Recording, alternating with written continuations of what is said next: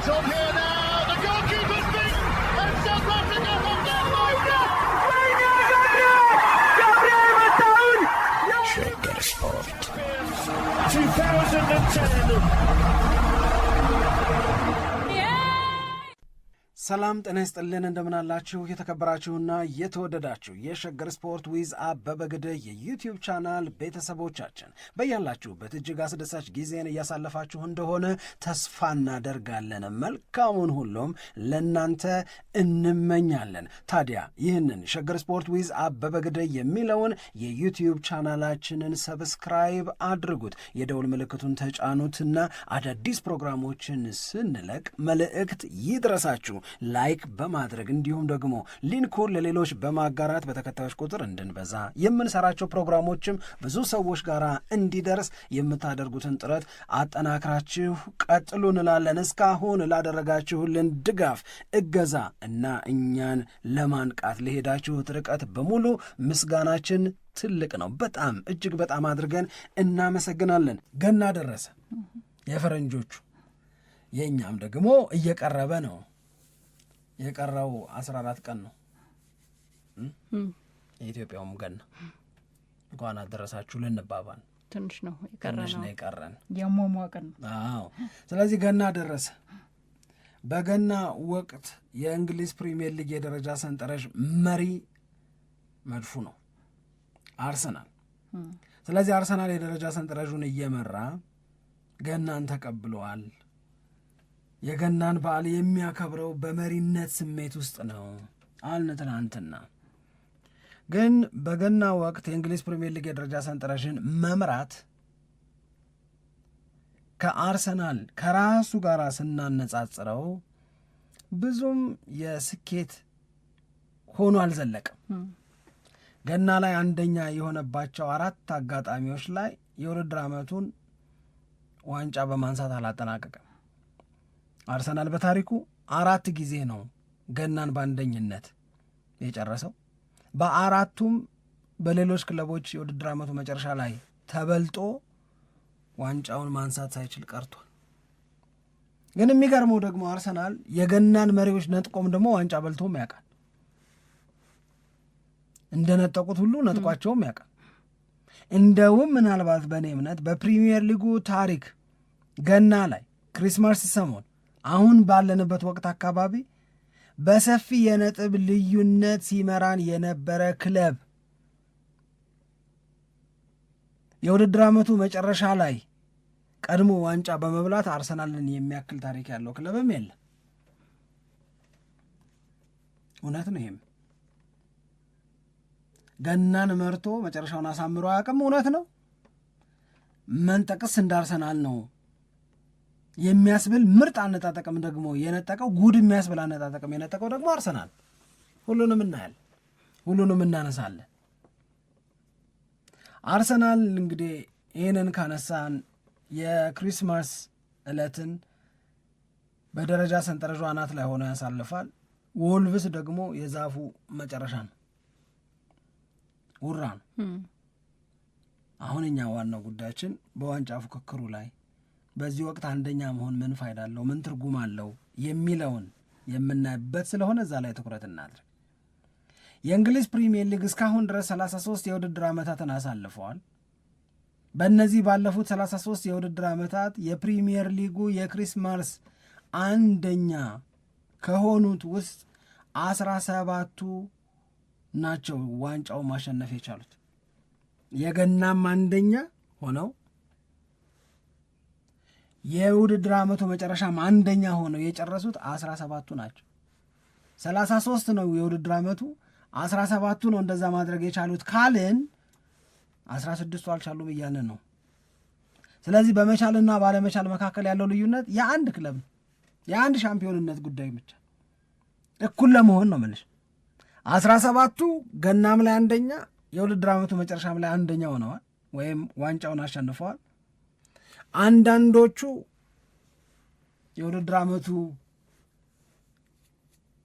ገና ወቅት አንደኛ ሆነው መጨረሻቸውን ማሳመር ሳይችሉ ቀርተዋል። ይሄ እውነት ነው። ይህንን በመቶኛ ስናስቀምጠው 52 በመቶ ይሆናል። የአርሰናል ታሪክ ግን ከዚህ አንጻር ደስ አይልም።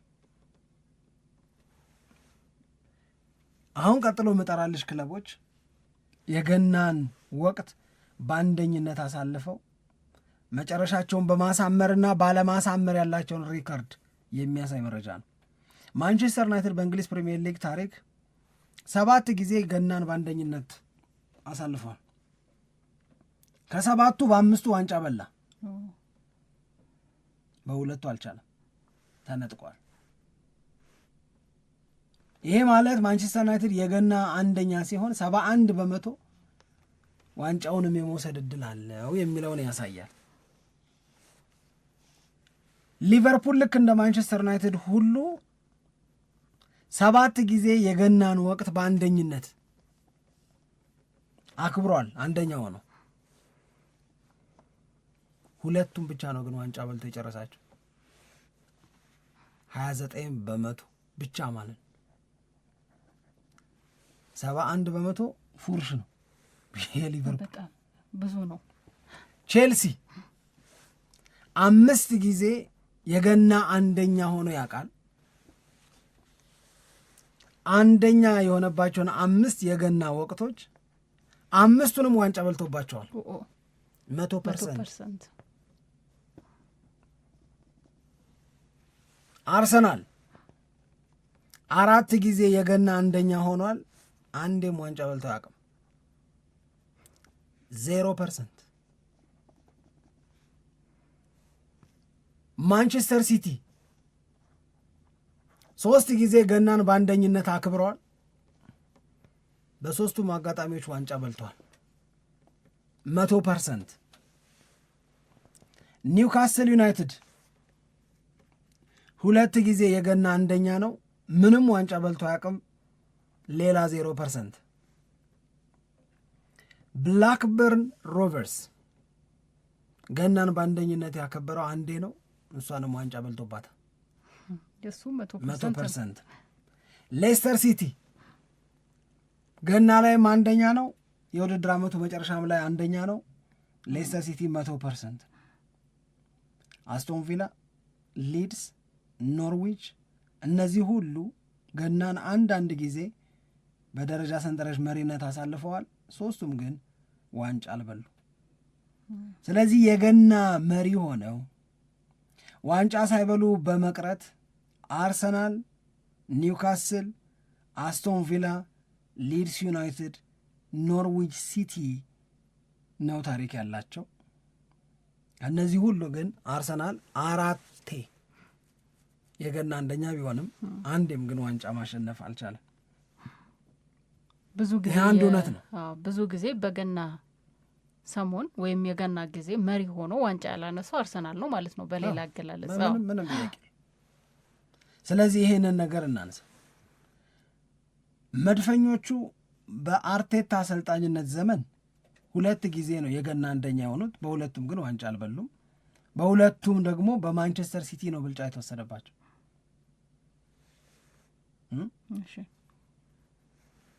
ይሄ ለ3ኛ ጊዜ ነው ገናን በአርቴታ የአሰልጣኝነት ዘመን በአንደኝነት እያከበሩ ያሉት። የአርሰናል ደጋፊዎች በዚህ ወቅት ያላቸው ተስፋ ያላቸው እምነት አርቴታም የአርሰናል ተጫዋቾችም ይማራሉ የሚል ነው። ይማራሉ። 2ቱ እንዴት ሳይሳካ እንደቀረ ትምህርት ይወስዱና ለ3ኛ ጊዜ እንዲህ ያለው አጋጣሚ እንዳይፈጠር ያደርጋሉ ነው ተስፋው። በዚህ እምነት ውስጥ በዚህ መተማመን ውስጥ ነው የአርሰናል ደጋፊዎች ያሉት። እኔም እንደዛ ነው የሚሰማኝ። በነገራችን ላይ ብዙ የእግር ኳስ ባለሙያዎችም እንደዛ እንዲሆን ያምናሉ። ገናን ያደመቁበትን አንደኝነት ለ3ኛ ጊዜ ለማንቸስተር ሲቲ አሳልፈው ይሰጡታል ተብሎ አይጠበቅም። ኤክስፒሪየንስ ማለት 2 የገና አንደኛ ሆነሽ ግን ዋንጫ ሳትበይ ከቀረሽበት ነገር መማር ከሆነ አርሰናል ይህንን ያደርጋል ወይም እንዲያደርግ ይጠበቃል ማለት ነው። እሺ በዚህ ወቅት አርሰናል እውነት ይህንን ማድረግ ይችላል ወይ የሚለውን ነገር ስናነሳ ለምሳሌ ያልቻለባቸውን ጊዜያቶች እናንሳ።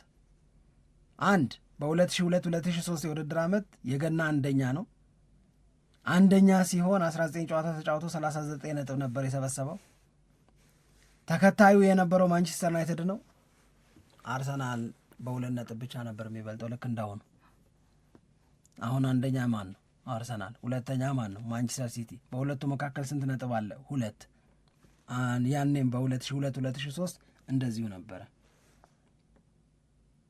እና መጨረሻው ስንት ሆነ? አርሰናል ሁለተኛ ሆኖ ጨረሰ። በ2007-2008 አርሰናል ከ18 ጨዋታ 43 ነጥብ ሰብስቦ የገና አንደኛ ሆነ። ሁለተኛ ደረጃ ላይ የተቀመጠው ማንቸስተር ዩናይትድ ነው። አርሰናል ዩናይትድን በ1 ነጥብ ብቻ ነበር እየበለጠ ገናን ያከበረው። የውድድር ዓመቱ መጨረሻ ላይ ግን አርሰናል 3ኛ ሆኖ ጨረሰ። በ2022-23 አርሰናል 37 ነጥብ ይዞ ገናን በአንደኝነት አከበረ። ሁለተኛ ማንቸስተር ሲቲ ነው። በአርሰናልና በማንቸስተር ሲቲ መካከል የነበረው የነጥብ ልዩነት 5 ነው። አርሰናል ግን ሁለተኛ ሆኖ ጨረሰ፣ አሳልፎ ሰጠው። በ2023-24 አርሰናል በ40 ነጥብ ገናን አንደኛ ሆኖ አከበረ። ሲቲ ሁለተኛ ነው። በሁለቱ ክለቦች መካከል የነበረው የነጥብ ልዩነት 1 ነው። ሲቲ አሁንም ቀደመው አርሰናልን። አርሰናል ሁለተኛ ሆኖ ጨረሰ።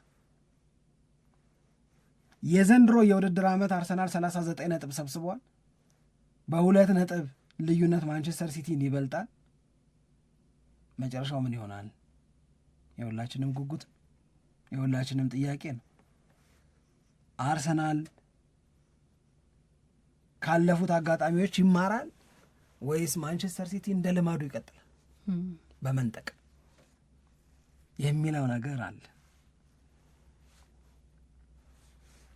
ከዚህ በፊት ልክ እንዳሁኑ እንደ አርሰናል ገናን በ2 ነጥብ ልዩነት እየመሩ ያሳለፉ ክለቦች፣ ሌሎች ክለቦች ምን ገጠማቸው የሚለውን እናንሳ። በ2 ነጥብ ብቻ ይበለጡ። አሁን በ2 አይደለም የሚበልጠው አርሰናል። የእነሱስ ታሪክ ምንድን ነው የሚመስለው ስንል በ7 አጋጣሚዎች የተለያዩ ክለቦች ገናን የደረጃ ሰንጠረዡ አናት ላይ ተቀምጠው ከተከታያቸው 2 ነጥብ በልጠው አሳልፈዋል። ከ7ቱ 5ቱ ሻምፒዮን ሆነዋል። 2 ብቻ ናቸው የ2 ነጥብ ልዩነት ገና ላይ ይዘው መጨረሻ ላይ ዋንጫ ሳይበሉ የቀሩት። 2ቱም አርሰናል ነው። 2 ጊዜም ቅድም ባነሳናቸው አጋጣሚዎች። ግን ከአርሰናል ውጪ የሚለውን ነገር ስናነሳ ለምሳሌ አርሰናል በ2002-2003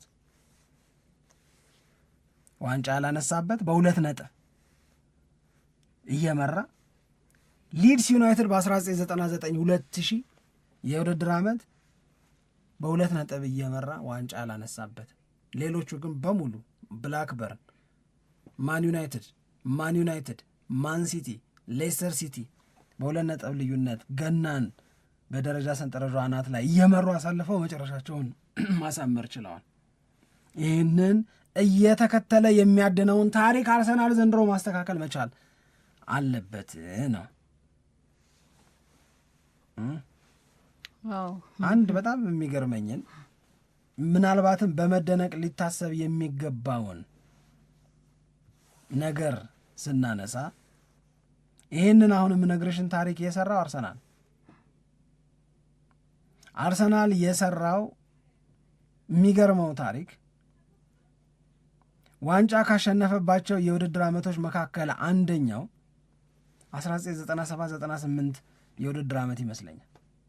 በዛ በ1997-98 የውድድር ዓመት ማንቸስተር ዩናይትድ የደረጃ ሰንጠረዡን በ13 ነጥብ ልዩነት እየመራ ነው ገናን ያከበረው። በ13 ነጥብ እየመራ ነው። ግን ያኔ አርሰናል አንድ ተስተካካይ ጨዋታ ነበረው። ያቺን ተስተካካይ ጨዋታ ለአርሰናል ነጥቡን ብትሰጩ ስንት ይሆናል የነጥብ ልዩነቱ? 10 ይሆናል። በገና ወቅት ማንቸስተር ዩናይትድ ፈጥሮት የነበረውን የ10 ነጥብ ልዩነት ሪቨርስ አድርጎ ዋንጫ የበላ ብቸኛው ቡድን አርሰናል። የ10 ነጥብ ልዩነት ፕራክቲካሊ 13 ነጥብ ነው ልዩነቱ። ግን አንድ ተስተካካይ ጨዋታ ስለነበረው አርሰናል ነጥቡን እንስጠው ብንል የ10 ነጥብ ልዩነትን ኦቨርካም አድርጎ ዋንጫ የማሸነፍ ዋንጫ የመንጠቅ ማንም ሌላ ያላደረገውን ያደረገው አርሰናል። ያለቀ የሚመስለውን ነው። የ13 ነጥብ በጣም ብዙ ነው።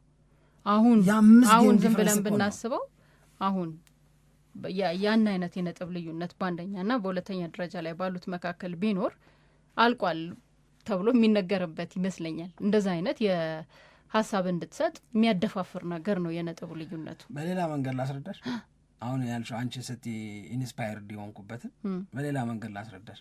አርሰናል 39 ነጥብ አለ። ከአርሰናል በ13 ነጥብ የሚያንስ ክለብ ፈልጊ። ያ ማለት ራሱ ማንቸስተር ዩናይትድ በአርሰናልና በማንቸስተር ዩናይትድ መካከል አርሰናል አንደኛ፣ ማንቸስተር ዩናይትድ 7ተኛ ሆኖ የ13 ነጥብ ልዩነት አለ። ማንቸስተር ዩናይትድ ከዚህ ተነስቶ ዋንጫ ቢበላ ውድድር አመቱ ማለት ነው እኮ በቀጥታ ስታገናኘው ይህንን አይነት ጉዳት እንዴት ታዲያ አሁን እንደዛ አይነት ነገር ሀፕን ቢያደርግ ስናወራው ራሱ ጉዳት አለ እንጂ እንደዛ አርጎ ያውቃል አርሰናል። እንደዛ በተደጋጋሚ የምታደርገው ነገር አይደለም አይደል? በተደጋጋሚ ክለቦች ግን እኔ ሁሌ የምምለው ምንድን ነው መሰለሽ፣ እኔ አሁን አርቴታም በሆን ወይ ጋብርኤል ሄንዜም በሆን ወይ የአርሰናል ተጫዋቾችን ለተለየ ድል ለተለየ ክብር የማዘጋጅ በሆን ሁለት የምጠቀምባቸው ኤሌመንቶች፣ አንደኛው ይበቃል። ሁለቴ ከኋላችን እየተነሱ ዋንጫ ወስደውብናል ሲቲዎች፣ አሁንም ከኋላችን ናቸው ያሉት በ2 ነጥብ አንሰው ቁጭ ብለዋል። ዊ ሃቭ ቱ ሴይ ኖ። የተማርን መሆናችንን ማሳየት አለብን ካለፉት አጋጣሚዎች። ከዚህ በኋላ ለ3ኛ ጊዜ ከሁለተኝነት እየተነሳ የውድድር ዓመቱ መጨረሻ ላይ ዋንጫውን ከወሰደብን ማንቸስተር ሲቲ ሰዎች እኛን ለማክበር ሲሪየስሊ እኛን ለማየት ይቸገራሉ። ይህንን በደንብ ነው ኤክስፕሌን ማድረገው ለአርሰናል ተጫዋቾች። የምርም ነው አሙቁልኝ ነው የሚመስለው እኮ ማጀብ ብትባይም ከዚህ በኋላ መልስ አይኖርሽ። እውነት ለመናገር ነው የምነግርሽ ብለዋቸዋል አይደለ? ከዚህ በፊት እኔ ለምሳሌ አርሰናል የዘንድሮን የውድድር ዓመት በዋንጫ አሸናፊነት ያጠናቅቃል ብለው ከሚያምኑ አሁንም ከሚሟገቱ ሰዎች መካከል ያንን አርሰናል ያሳካውለት ከዚህ በፊት በእንግሊዝ ሚዲያዎች ላይ አርሰናልን ለማብሸቅ ሲጻፉ የነበሩትን አርቲክሎች ሪቨርሳቸውን ለማውራት ነው አሰብሰፍ የሚጠብቀው። እኔ እውነት ንገረኝ ካልሽ ያኔ ትሰሚዋለሽ። አሁን አልለው ግን ክርስቶስን ነው ብለሽ ያንን ርዕስ ነው ሰጥተን የምንወጣው። ያኔ ተወጅዋለሽ ብዬ አምናል። ይሄንን የማድረግ ገት አርሰናል ሊያጣ አይገባውም። አለበለዛ ደግሞ ሪስፔክትን ሲክ ማድረግ አትችይም። ምክንያቱም ብዙ ጊዜ መከበር ከድል አድራጊነት ጋር ይያያዛል፣ ከድል ማድረግ አቅም ጋር ይያያዛል። ነፍገውት ክፉ ሆነው ምናምን አይደለም። ስለዚህ የአርሰናል ሰዎች የአርሰናልን ተጫዋቾች ሊያነቃቋቸው የሚችሉበት አንደኛው ምክንያት ናው ወይ ማቹርድ ኢነፍ በስለናል፣ ከነዛ 2 ቀፋፊ አጋጣሚዎች ተምረናል። አብዛኞቹ የአርሰናል ተጫዋቾች እነዛን ስሜቶች ኖረዋቸዋል ነበሩ በወቅቱ።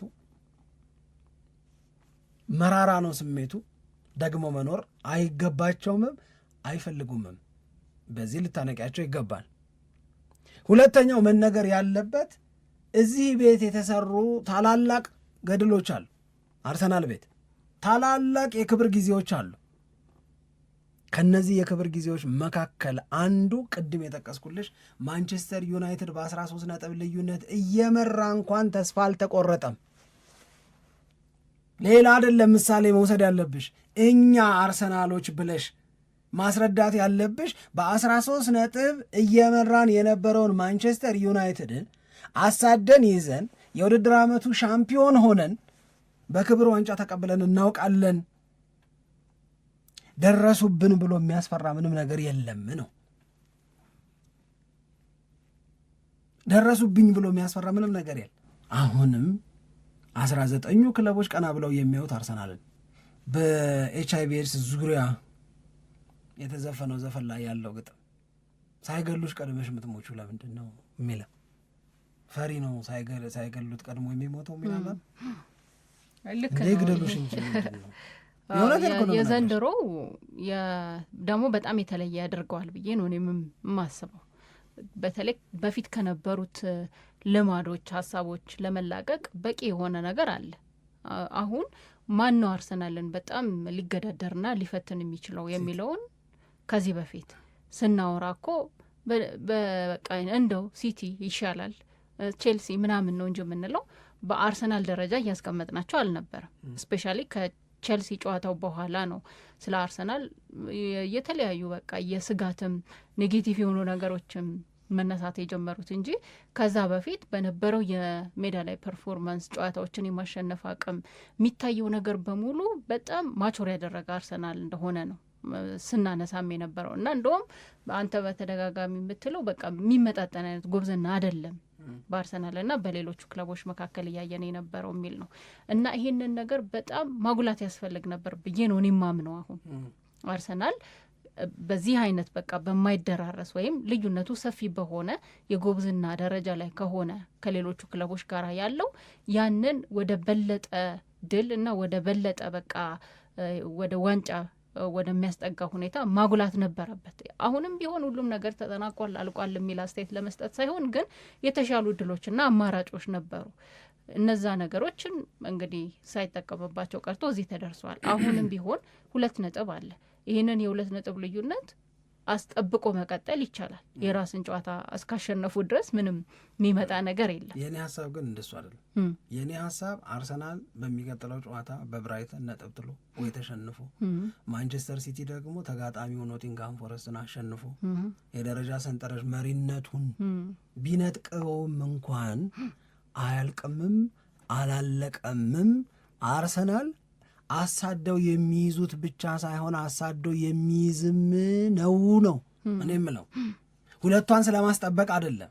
መነጠቅ ቢኖርም መሞት የለብሽም ነው። ይግደሉሽ፣ በቃ እስኪገድሉሽ ድረስ አትታጋያቸውም እንዴ? አውቃለሁ እነሱ ለአንቺን ለመግደል አይደለም የሚሰሩት። ምናልባት በፕሬስ ኮንፈረንሱም በምኑም የሚባሉት የሚነገሩት ነገሮች በሙሉ እዛ ቤት የሚፈጠርን የፍርሃት ስሜት ተስፋ በማድረግ የሚነገሩ ሊሆኑ ይችላሉ። ልክ ነው። ግን ያ ፕራክቲካል እስኪመጣ ድረስ ግን ስጪ ነው የምትሽውን በሙሉ 100% ስጪ ነው። መሪነትን መነጠቅ ማብቃት ማለት አይደለም። በጭራሽ አይደለም። ኤኒ ታይም ዚስ ካን ሃፕን። ሊበለጥ ይችላል። አርሰናል በደረጃ ሰንጠረዡ መሪነቱን ሊወሰድበት ይችላል። 23ኛው ሳምንት ላይ 20ኛው ሳምንት ላይ 22ኛው ሳምንት ላይ አይ ዶንት ኖ። ግን ሳሙኤር ይሄ ነገር ሀፕን ሊያደርግ ይችላል። እግር ኳስ ነው አይደል የምናወራው እንዴ? ሳፋ ባለ አንደርስታንዲንግ እናስበው እንጂ ሀፕን ሊያደርግ ይችላል። በ13 ነጥብ ልዩነት እየተመራ ዋንጫ ማሸነፍ ታሪክ ካለው አርሰናል ምንድን ነው ያሁኑን የሚያልፈሰፍሰው? የእውነቴን ነው የምነግርሽ። ይህ በለጣ ምን ችግር አለው ታዲያ? ደግሞ ይታገላሉ፣ ደግሞ ለመድረስ ጥረት ያደርጋሉ። 100% ማንቸስተር ሲቲም ከዚህ በኋላ የሚሳሳትበት አጋጣሚ አለ። አንድ አይደለም 100% አሁንም አርሰናል የሚሳሳትበት አጋጣሚ አለ። አንድ ላይሆን ይችላል። ግን የአእምሮ ዝግጁነቱ በሁለቱ መካከል ልዩነት አለ። ከዚህ በፊት አሁንም አሁን እኔ ለሌ የፈለኩት በማንቸስተር ሲቲ ተጫዋቾች በፔፕ ጋርዲዮላም ጭምር የሚሰጠው አስተያየት አሁን የማንቸስተር ሲቲ ተጫዋቾች ከመቼውም ጊዜ በላይ በቃ አሪፉን ዋንጫ የምናነሳው ዘንድሮ ነው የሚል አይነት ሀሳብ ያለው አስተያየት ይሰጣሉ እኮ። አሁን በአርቴታ ስታተስ ላይ ያለ ሰው ይሄ ለምን እንደሚባል ካልገባው ኋላ ቀር ነው ማለት ነው። እኔ ደግሞ ለምንድን ነው የሚባለው መሰለሽ? ለምንድን ነው የአርሰናል ተጫዋቾች ይሄ ለምንድን ነው የሚባለው? ይሄማ ይገባኛል፣ አርሰናልን ለመረበሽ ነው። ግን በአርሰናል ቤትም በኩል እኛንን ዋንጫ የምናነሳው የሚለው የድፍረት አስተያየት የማይሰጠው ለምንድን ነው? ቆይ ገና ኤፕሪል ላይ እንደዚህ ምናምን የሚያመላክተው ነገር የለም። አስተያየት እንደውም አፍ መካፈቱ ምንም ላይጠቅም ይችላል። ፕራክቲካል ምን የሚሉት ነገር አለ መሰለሽ? እሱ መልበሻ ቤት እነጋገራለሽ። ኮንፊደንሱ አደባባይ ወጥተሽ በፕሬስ ኮንፈረንስ ስላወራሽ ምናምን አይደለም። በጦርነት ድባቅ እየተመቱ ያሉ አገሮች እኮ በሰዎቻቸው ባፈቀላጤዎቻቸው ወጥተው የሚናገሩት ነገር ድል ተቀዳጀን ሊሆን ይችላል እኮ። ፕሮፓጋንዳው ሊረዳ ይችላል። የወገን ጦር ስሜት እንዳይሞት ሊያግዝ ይችል ይሆናል። ተግቶ እንዲታገል ሊረዳ ይችል ይሆናል። ነገር ግን መልበሻ ቤት ይህንን ነገር እያዘጋጀሽ የአደባባይ ነው ሁሉም የሚታወቅ የሚባል አንድ ነገር አለ። መልስ ሜዳ ላይ ነው መሰጠው የሚል ሰው አጋጥሞሽ አያውቅም? አርሰናል እኔ መልስ ሜዳ ላይ ከሰጠ በቂ ነው የምል። ምንም አፍ መካፈት እኮ አያስፈልግም። ለጋርዲዮላ ይሄ ቃላት ጦርነት ውስጥ ጋርዲዮላ እንደዚህ ሲል ምን ለማለት እንደፈለገ እኔ እንደገባኝ አንቺ እንደገባሽ አርቴታም ገብቶት ጋብርኤል ኤንዜም ገብቶት ወይም ዴክላን ራይስም ገብቶት ለዛ መልስ የሚሆን ነገር ከመስጠት ጀስት ቢ ፕራክቲካል። ሜዳ ላይ መልሱን ይስጡ። ዘ አር ካፔብል ይችላሉ፣ እውነት ለመናገር ይችላሉ። ይህንን ማድረግ ይችላል አርሰናል ዘንድሮ። እምፈራለት ቀድሞ መሞትን ብቻ ነው። ቀድሞ መሞትን ለማስቀረት አሁን ያልኩሽ ስትራቴጂ በደንብ ያግዛል። እስኪ ገሉት ይታገል። ገዳይ ሊሆን ይችላል በትግሉ እስካቆየ። የደረጃ ሰንጠረዥን መነጠቅ ማለት አለቀ ማለት አይደል። ሊቨርፑል አዘ ቶፕ ኦፍ ዘ ቴብል አልነበረም? ገና የውድድር ዓመቱ አጋማሽ ላይ ነው ደረስን። ገና እያልኩሽ ያለሁት በጣም ብዙ የሚገለባበጡ ነገሮች ሊኖሩ ይችላሉ። ይህንን ሪያሊቲ አክሰፕት ማድረግ ግን የትግል የጥረት እንትንን አለማሳሳት። ታሪኩ ይሄንን ይላል። እዚህ ታሪክ ውስጥ ወርቃማ ነገር አለው፣ እዚህ ታሪክ ውስጥ ጎዶሎ ነገር አለው። ከጎዶሎ እንዴት ብርታት ይውጣ፣ ጠንካራው እንዴት ይቀጥል፣ የአርቴታና የረዳቶቹ ስራ ነው የሚሆነው። ክሪስማስ እና የእንግሊዝ ፕሪሚየር ሊግ የደረጃ ሰንጠረዥ ታሪክ ግን እንዲህ ያለ ቁርኝት አላቸው። 17 ለ16 ነው። ኢትስ ኢምባላንስ ነው። ባላንስ ላይ ነው ያለው። እኩል ለእኩል ነው። ከባድ ነው። ሜኒ ሞር ቱ ካም ትያለሽ። እሺ አድማጮቻችን በጣም እናመሰግናለን አብረውን ቆይተው ፕሮግራማችንን ስለተከታተሉ። በያሉበት መልካም ቀን መልካም ውሎ እንዲሆንላቸው ነው የምንመኘው። ኢትዮጵያ ለዘላለም ትኖር።